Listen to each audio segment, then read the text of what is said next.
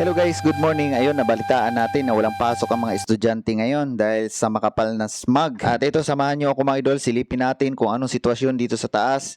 Aerial view, samahan nyo ako mga idol, magpalipad tayo ng drone. At ito na nga mga idol, nakikita natin na medyo makapal ang smog dito sa atin sa Cavite. Kitang-kita nyo naman mga idol, akala mo may nagsusunog kaya parang makapal ang usok pero smog po yan.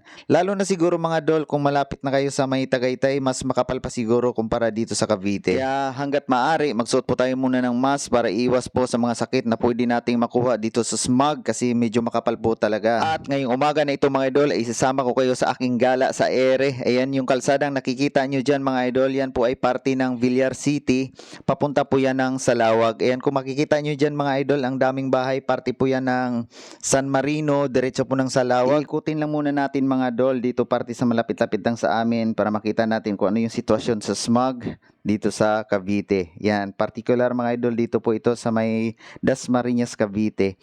Yan mga idol, ay ito na po, paikot na po tayo, ay makikita po natin ngayon mga idol kung dito tayo na party, paikot na po yan ng paliparan at tuloy-tuloy lang ang ating pamamasyal mga idol. Stay tuned lang kayo, baka makita nyo pa ang bubong ng inyong bahay dito sa video na ito. Comment naman kayo mga idol kung sino nakakaalam sa mga party na ating nakuha na ng video.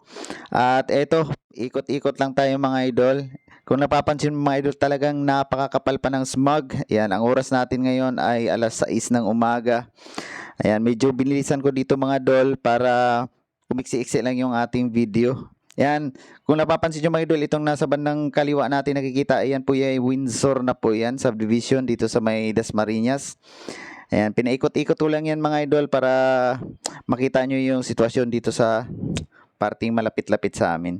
At yun na nga, tuloy pa rin ang ating pag-iikot mga idol. Kung napapansin nyo, yung nakikita nyo yung kulay green na bubong, ayan po yung aming barangay Santa Cristina 1. Ayan, ito mga idol, maraming beses ko na pinaikutan to sa ating drone, yung area C. Ngayon mga idol, paikutan natin ulit. At yun na nga mga idol, ngayong umaga, nakikita po natin na sobrang dami na po talagang bahay dito sa area C. Ayan, sa mga taga-area C dyan, comment naman kayo kung nakikita nyo yung bubong ng bahay nyo. Ayan, paikutan lang po natin itong mga idol hanggang saan makaabot ang ating drone. Kasi medyo palubat na ito mga idol, 50% na lang yung pinapalipad natin. Kasi mahirap na pagka mag-charge pa ako.